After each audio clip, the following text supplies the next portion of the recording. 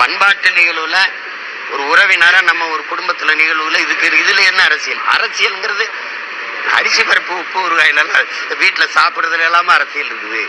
திருமணம் அந்த நிகழ்வு. நீங்க அரசியல்ங்கிறது கொள்கை மாறலாம், கோட்பாடு மாறலாம், நிலைப்பாடு மாறலாம், ஆனால் மனித உறவு மாற முடியாது. புரியுதா? அதை போய் குழப்பிக்கிறாதீங்க. அதை இதையும் சேர்த்து தான் இந்த பண்பாடற்ற ஒரு அரசியலை இந்த நாட்டில் கட்டமைச்சிட்டீங்க. இது எல்லாரும் பங்கேற்பாங்க, ஏன்னா இது எங்க குடும்ப நிகழ்வு. அதுல போய் பேசாதீங்க. திமுக எதிராக ஓட்டுகளை ஒருங்கிணைக்கணும் அப்படின்னு சொல்லியிருக்காரு. அதை எப்படி பாக்குறீங்க? அதை நான் வரவேற்கிறேன். அவர் ஒருங்கிணைச்சா அதுல நான் மகிழ்ச்சி அடைவேன். உங்களுடைய பங்கு என்னவா? என்னுடைய பங்கு இதுல முதன்மையான பங்கா இருக்கும். எல்லாரும் ஒன்னா நிப்பாங்க, நான் மட்டும் ஒன்னா தனியா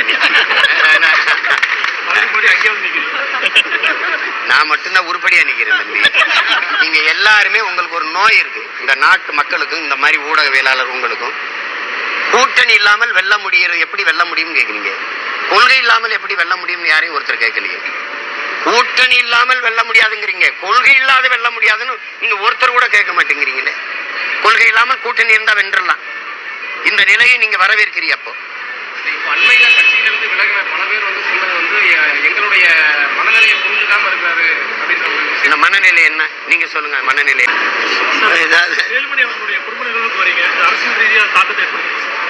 ஏங்க, ஒரு பண்பாட்டு நிகழ்வுல ஒரு உறவினரா நம்ம ஒரு குடும்பத்துல நிகழ்வுல இதுல என்ன அரசியல்? அரசியல்ங்கிறது அரிசி பருப்பு உப்பு ஊறுகாயில வீட்டுல சாப்பிடுறதுல எல்லாமே அரசியல் இருக்குது.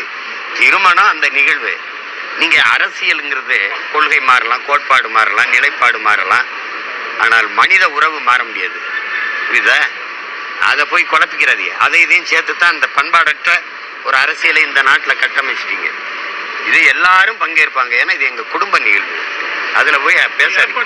திமுக எதிராக ஓட்டுகளை ஒருங்கிணைக்கணும் அப்படின்னு சொல்லியிருக்காரு. அதை எப்படி பாக்குறீங்க? அதை நான் வரவேற்கிறேன்.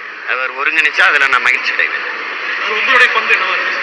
என்னுடைய பங்கு இதுல முதன்மையான பங்கா இருக்கும். எல்லாரும் ஒன்னா நிப்பாங்க, நான் மட்டும் ஒன்னா தனியா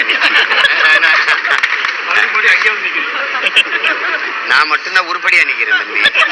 நீங்க எல்லாருமே உங்களுக்கு ஒரு நோய் இருக்கு. இந்த நாட்டு மக்களுக்கும் இந்த மாதிரி ஊடகவியலாளர் உங்களுக்கும் கூட்டணி இல்லாமல் வெல்ல முடியும். எப்படி வெல்ல முடியும் கேக்குறீங்க? கொள்கை இல்லாமல் எப்படி வெல்ல முடியும் யாரையும் ஒருத்தர் கேட்கலையே. கூட்டணி இல்லாமல் வெல்ல முடியாதுங்கிறீங்க, கொள்கை இல்லாத வெல்ல முடியாதுன்னு நீங்க ஒருத்தர் கூட கேட்க மாட்டேங்கிறீங்களே. கொள்கை இல்லாமல் கூட்டணி இருந்தா வென்றலாம். இந்த நிலையை நீங்க வரவேற்கிறீங்க. அப்போ அண்மையில கட்சியிலிருந்து